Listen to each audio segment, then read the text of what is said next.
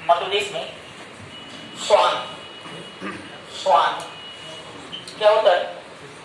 Dog, dog खोजी कुत्ते होते हैं ना पुलिस के, स्वान बोलते हैं उसे। हाँ, लिखना मध्य प्रदेश में स्वान प्रशिक्षण केंद्र, मध्य प्रदेश में स्वान प्रशिक्षण केंद्र कहाँ है? Bhadbhada, very good. स्वान प्रशिक्षण केंद्र भोपाल के भदभदा में स्थित है, भोपाल की भदभदा में स्थित है। नेक्स्ट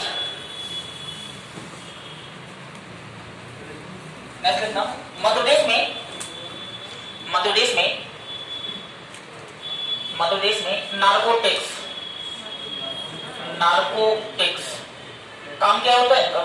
नार्कोटिक्स डिपार्टमेंट का काम क्या है? ड्रग्स के बारे में, ड्रग्स के रिलेटेड रहता है कुछ, ड्रग्स के रिलेटेड, ड्रग्स के लिए बड़ा मेटर उलझा था। अभी जब सुशांत सिंह राजपूत पर जांच चल रही थी तो सुशांत सिंह राजपूत पर 3 एजेंसियों ने जांच की है ना? एक सीबीआई कर रही थी, है ना, एक आईबी कर रही थी और एक narcotics NCB, national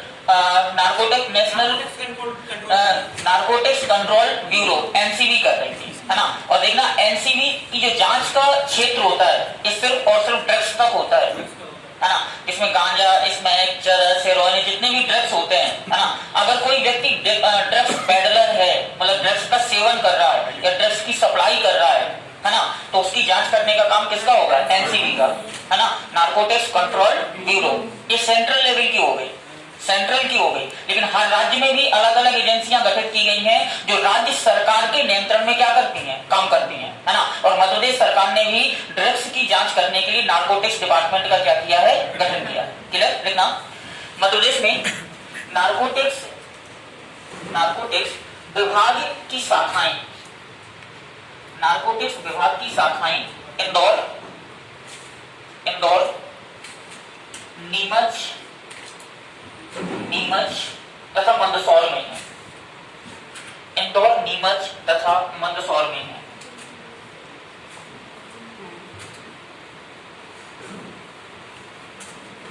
next point, Madhya Pradesh का पहला आईएसओ प्रमाण पत्र, ISO international standard organisation, Madhya Pradesh का पहला आईएसओ प्रमाण पत्र प्राप्त करने वाला पुलिस थाना कौन सा है? ISO international standard organisation. पहला आईएसओ प्रमाण पत्र प्राप्त करने वाला पुलिस थाना देवास है, देवास है। नेक्स्ट मध्य प्रदेश में पुलिस स्मृति दिवस, पुलिस स्मृति दिवस कब मनाया जाता है? ऐसा करके लिख देना 21 अक्टूबर, पुलिस स्मृति दिवस 21 अक्टूबर हो गया। नेक्स्ट अक्टूबर, मध्य प्रदेश में केंद्रीय जेल की संख्या, केंद्रीय सेंट्रल जेल, मध्य प्रदेश में केंद्रीय जेल सेंट्रल जेल कितने हैं? 7। सेंट्रल जेल 2, 4, 6, 10, 20, 50 कितने हैं? 7, 7, 11 लिखना। मध्य प्रदेश में केंद्रीय जेल की संख्या 11 है। केंद्रीय जेल की संख्या एक सागर है, केंद्रीय जेल सागर है, ग्वालियर है, भोपाल है, सतना है, रीवा है, बड़े बड़े शहरों, छतरपुर में जिला जेल है। ठीक लिखना। मध्य प्रदेश में केंद्रीय जेल की संख्या 11 है। यह राज्य की, हाँ, यह राज्य की प्रमुख जेल होती है, यह राज्य की प्रमुख जेल होती है, प्रमुख जेल होती है। यहाँ पर 12 वर्ष से अधिक, यहाँ पर 12 वर्ष से अधिक सजा प्राप्त अपराधियों को रखा जाता है। 12 वर्ष से अधिक सजा प्राप्त अपराधियों को रखा जाता है।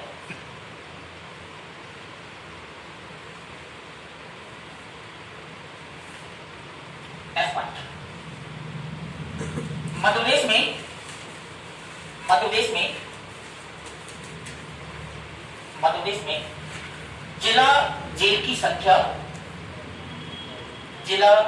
संख्या कितनी होगी? 52। इक्यावन है तो जिला जेल की संख्या 40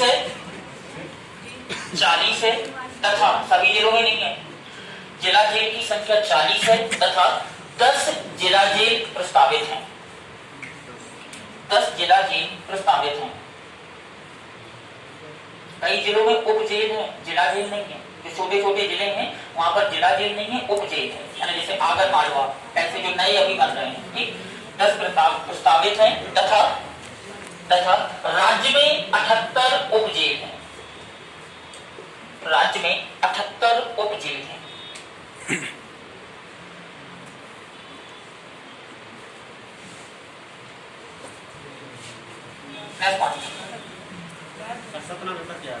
सेंट्रल जेल जबलपुर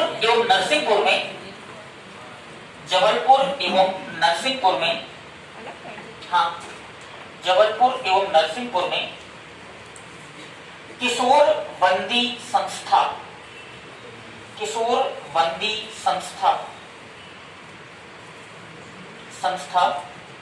स्थित है। किशोर बंदी संस्था, छोटे बालकों को रखा जाता है। ठीक है, किशोर बंदी संस्था स्थित है। नेक्स्ट, मध्यप्रदेश के अशोकनगर के मुगावली में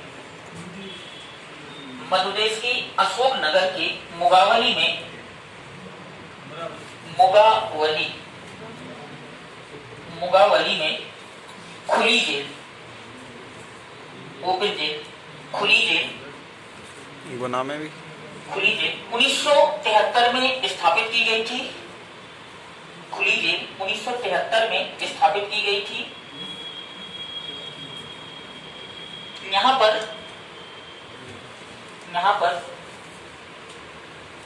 अच्छा व्यवहार एवं नियम कानूनों का पालन करने वाले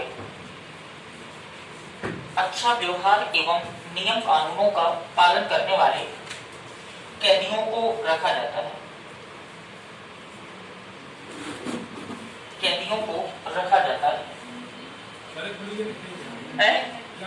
फाउंडेशन नहीं होती है, समझ गया? नहीं, कहीं भी नहीं जा सकता। नहीं, अब खुली जेल का मतलब नाम खुली जेल है, लेकिन इसका मतलब ये मत समझना कि वहां पर उन्हें 4 दीवारी में नहीं रखा जाएगा या उन्हें मार्केट घूमने जाना है तो चले जाए, ऐसा कुछ नहीं होता है ना। इन जेलों में जो बंदिशें होती हैं कैदियों पर कि 6 बजे के बाद आप बैरक से बाहर नहीं निकलोगे।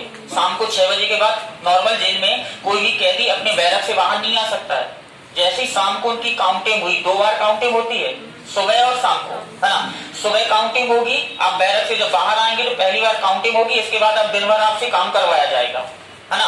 खाने के टाइम पर खाना मिलेगा और दिन भर जेल में कोई आराम नहीं मिलता है, आपको काम करवाते हैं वो लोग। क्लियर? शाम को 6 बजे काउंटिंग हुई, आप बैरक के अंदर हो गए, फिर पूरी रात आप बैरक से बाहर नहीं निकल सकते हैं। यहाँ पर नियम कानून से रहना, और वहां पर इस तरह की नियम कानूनों में थोड़ा सा ढील रहती है, क्योंकि आपने शब्द लिखा है अच्छा व्यवहार और नियम कानूनों का पालन करने वाले। तो जब नियम कानून होंगे तभी तो पालन करेंगे ना।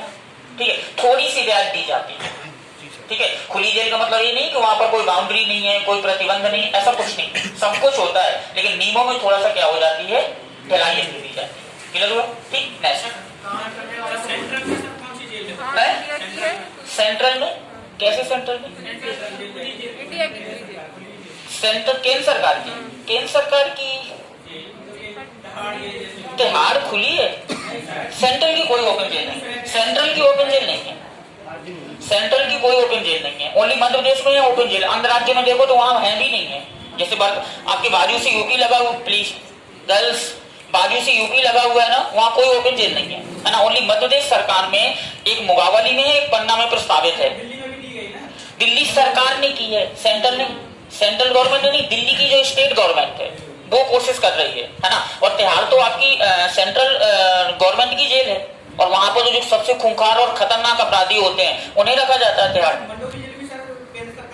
बिल्कुल, मंडोली केंद्र सरकार की है ना, केंद्र सरकार की है।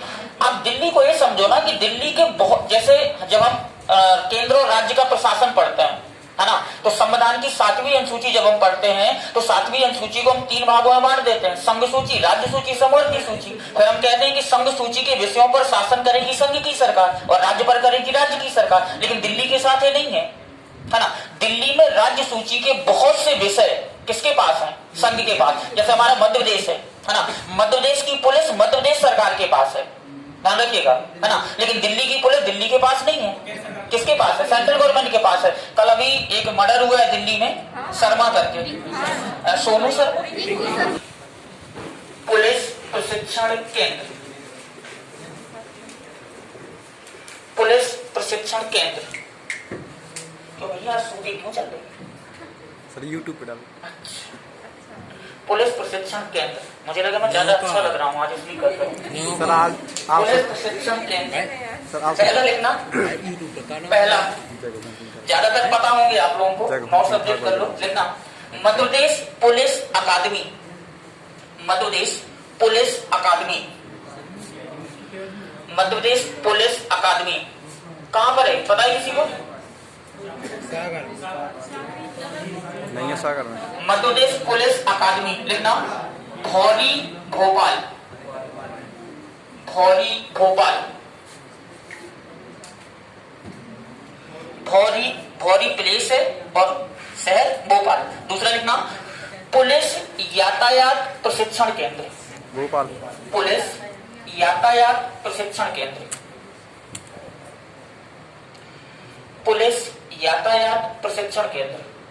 जो ट्रैफिक पुलिस होती है उन्हें ट्रेंड करना, कहाँ है? भोपाल, भोपाल, भोपाल। नेक्स्ट, जवाहरलाल नेहरू पुलिस अकादमी, ये सबको पता होगी, कहाँ है? सागर, जवाहरलाल नेहरू पुलिस अकादमी, सागर।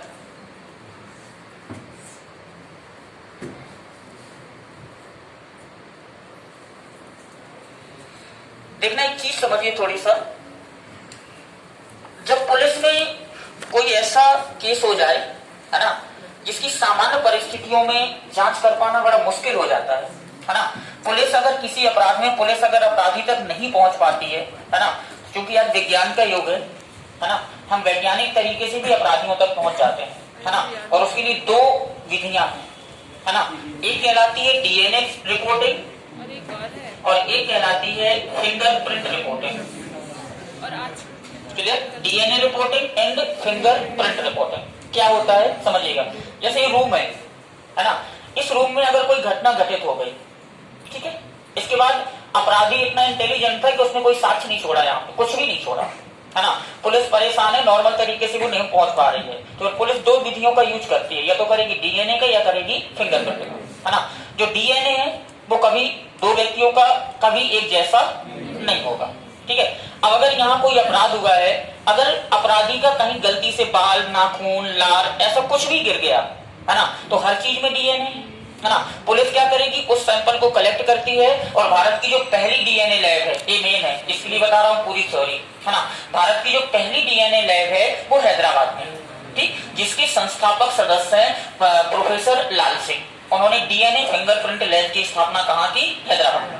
क्लियर है? फिर आते हैं फिंगरप्रिंट में। फिंगर का मतलब एक, उंगलियां, ठीक है। इन उंगलियों के अगर आप अंदर देखोगे तो इनमें रिज बने हुए हैं, लाइनें बनी हुई है ना, और ये लाइनें कभी भी एक जैसी नहीं हो सकती हैं। इस विश्व में जितनी पॉपुलेशन है 7-8 अरब है ना, ये कभी भी 7-8 अरब व्यक्तियों के फिंगर की जो अंदर की लाइनें बनी हुई हैं कभी भी एक जैसी नहीं है, ठीक है। क्योंकि फिंगरप्रिंट में एक नियम चलता है, लोम्बार्ड का नियम है ना, और लोम्बार्ड महोदय कहते हैं कि 10 की पर अगर आप 6 जीरो बढ़ा दोगे 10 के आगे, तो ये फिंगरप्रिंट एक होने की संभावना है, अदरवाइज नहीं है। और जनसंख्या कितनी है? 7-8 अरब, होनी नहीं है ना। तो इस रूम में अगर कुछ हुआ है गांधी जी का, है ना। तो फिंगरप्रिंट जब एक्सपर्ट आएगा तो वो रूम से फिंगरप्रिंट कलेक्ट करेगा, है ना। और अगर किसी अपराधी ने ऐसे किसी भी पॉइंट को टच किया है तो उसके फिंगरप्रिंट यहाँ पर मिल जाएंगे। फिर संदिग्ध जो होंगे उनसे फिंगरप्रिंट मिलाए जाएंगे, और अगर फिंगरप्रिंट मिल गए तो आप अपराधी हैं, अदरवाइज आप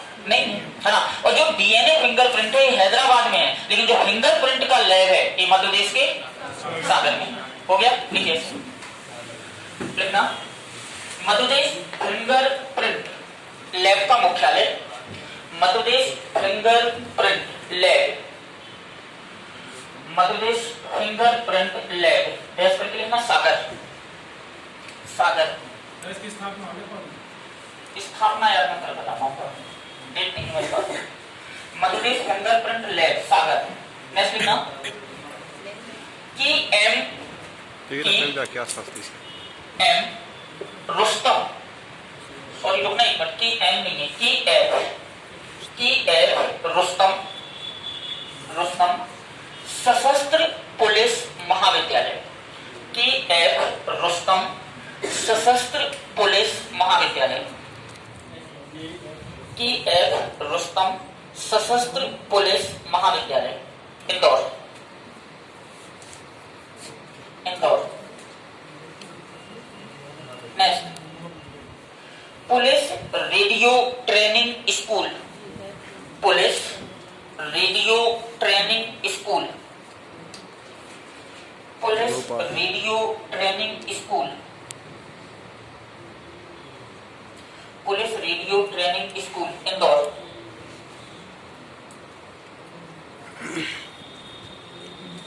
नेक्स्ट पुलिस प्रशिक्षण केंद्र, पुलिस प्रशिक्षण केंद्र, पहला लिखना, कॉमा करके लिख के चलना, पचमढ़ी, रीवा, पचमढ़ी, रीवा, उज्जैन, उज्जैन, उमरिया, सागर, पचमढ़ी, रीवा, उज्जैन, उमरिया, सागर, तिघरा, पोस्टल में ग्वालियर।